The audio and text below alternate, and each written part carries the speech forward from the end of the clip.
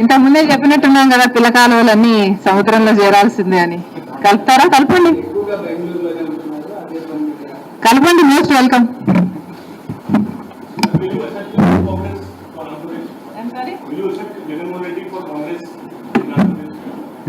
Congress party is an ocean.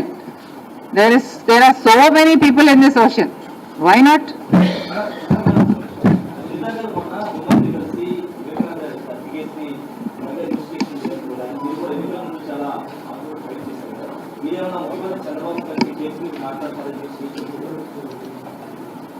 అవసరం ఉందని నేను అనుకోవటం లేదు. ఎందుకంటే సునీత ఆల్రెడీ కలిసింది ప్రభుత్వాన్ని.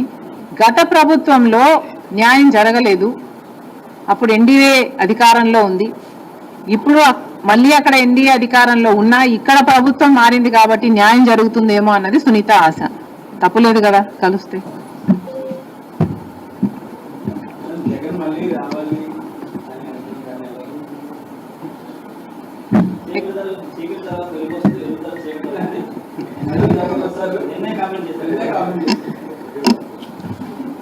ఎందుకు రావాలి? మళ్ళీ 10 లక్షల కోట్లు అప్పు చేయడానికి రావాలా? ఎందుకు రావాలి? 10 లక్షల కోట్ల రూపాయలు అప్పు చేయడం కాకుండా, రాష్ట్రాన్ని అప్పుల పాలు చేయడం కాకుండా, మీరేమో ఋషి కొండలు కొండలు కొరిగేసి ప్యాలెస్లు కట్టుకోవడానికి రావాలా? కనీసం రాజశేఖర రెడ్డి గారి జలయజ్ఞంలోని ప్రాజెక్టులు పూర్తి చేయకపోతే, కనీసం ఉన్న ప్రాజెక్టులలో మీరు మరమ్మతులు మెయింటెనెన్స్లు కూడా చేయకపోతే గేట్లు కూడా తేలుతున్నాయండి. మళ్ళీ ఆ దుస్థితి చూడ్డానికి రావాలా? ఎందుకు రావాలి?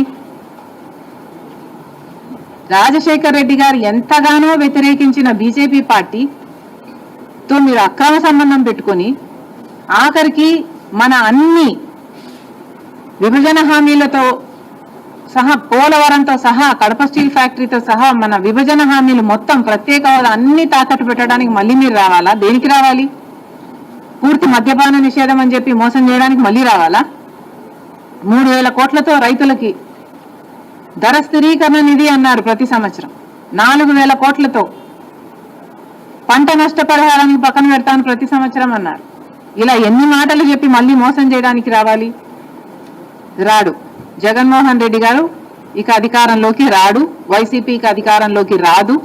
ఎందుకంటే ఒకసారి ప్రజలు అవకాశం ఇచ్చి చూశారు. దేవుడు బంగారు పళ్ళెంలో అన్ని పెట్టి ఇస్తే అవకాశాన్ని ఎలా దుర్వినియోగం చేశారో ప్రజలు చూశారు.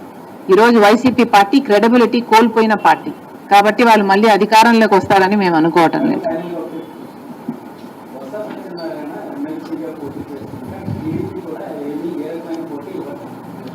అవును, ఎందుకని అడగండి చంద్రబాబు గారిని. ఇంత గొప్ప విజయం తర్వాత చంద్రబాబు గారు ఏమన్నా, ఐ డోంట్ నో, ఇంకో పక్కేమో వీళ్ళు ఏకగ్రీవంగా గెలిచారు, పండగలు చేసుకుంటున్నారా? చేసుకునివ్వండి.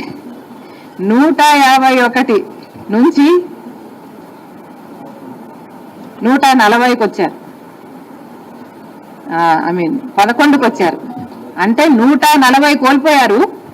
ఇక్కడ ఒక ఎమ్మెల్సీ గెలిచారు. చేసుకునివ్వండి, పండగలు చేసుకునివ్వండి. ఇదే బొత్స గారు రాజశేఖర రెడ్డి గారిని అవమానించారు, విజయమ్మ గారిని అసెంబ్లీలో కంటతడ పెట్టించారు. ఇలాంటి వాడు ఎమ్మెల్సీ అయ్యాడని పండగలు చేసుకుంటున్నారా?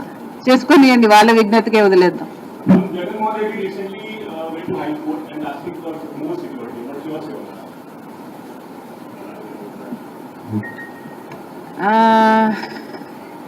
I am not aware of the security he has right now.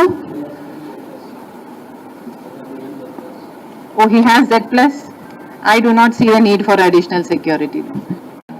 Andhra Pradesh Specialty Hospital Association వాళ్ళు ఒక నోట్ ఇవ్వడం జరిగింది. ఈ నోటు ప్రకారం ఆరోగ్యశ్రీ పథకాన్ని ఇక వాళ్ళు నడపలేము అని వాళ్ళ హెల్ప్లెస్నెస్ ఈ నోటు ద్వారా తెలియజేయడం జరిగింది. ఈ నోట్ ఏం చెప్తుంది అంటే, దూదికి సూదికి కూడా డబ్బులు లేవు అని వీళ్ళ ఆవేదన వ్యక్తం చేయడం జరిగింది. దీని సారాంశం ఏమిటంటే, ఇప్పటికీ వీళ్లకు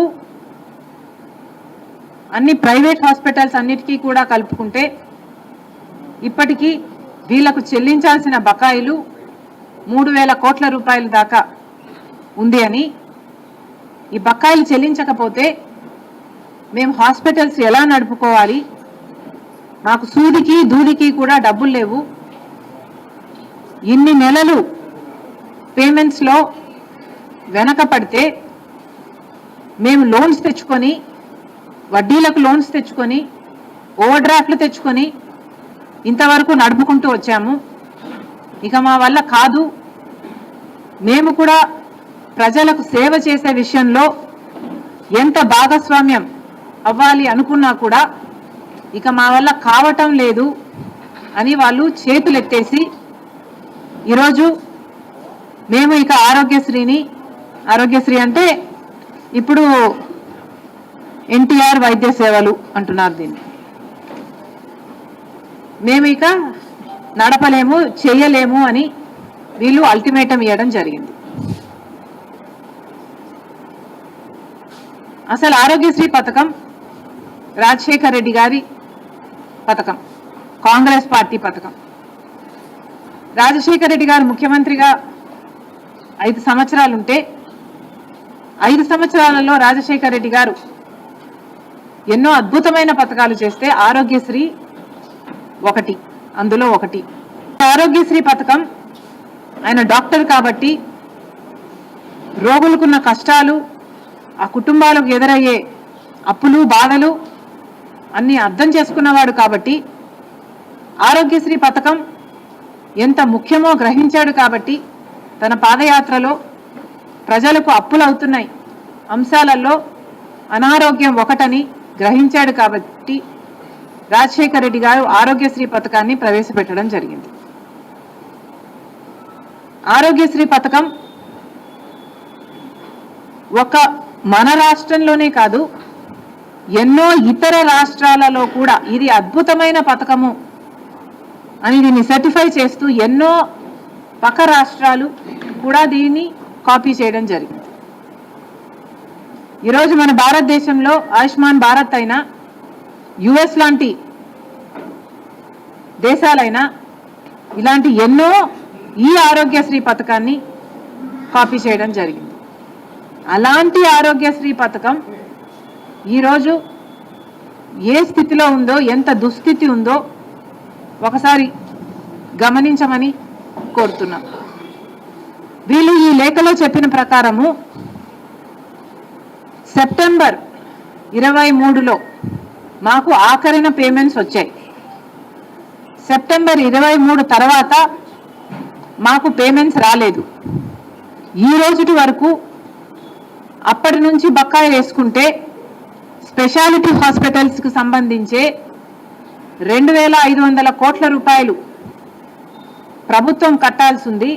ఇక ప్రైవేట్ హాస్పిటల్స్ అన్నీ కలుపుకుంటే 3,000 కోట్ల రూపాయలకు పైగానే బకాయిలు ఉన్నాయి అని అంచనా. మరి ఇంత అద్భుతమైన ఆరోగ్యశ్రీ పథకానికి జగన్మోహన్ రెడ్డి గారు రాజశేఖర్ రెడ్డి గారు కొడుకయుండి నేను వారసుని అని చెప్పుకుంటూ జగన్మోహన్ రెడ్డి గారు సెప్టెంబర్ 23 తర్వాత ఆరోగ్యశ్రీకి బిల్లులు ఎందుకు కట్టలేదు? జగన్మోహన్ రెడ్డి గారు సమాధానం చెప్పాలి. అసలు రాజశేఖర్ రెడ్డి గారికి ఈ పథకం ఎంత ఇష్టమైన పథకమో జగన్మోహన్ రెడ్డి గారికి తెలియని విషయం కాదు.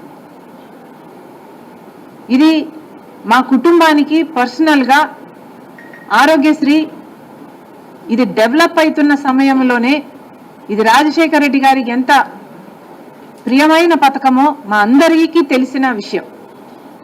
అలాంటిది జగన్మోహన్ రెడ్డి గారు సొంత కొడుకై ఉండి నేనే వారసుని అని చెప్పుకుంటున్నారు కదా.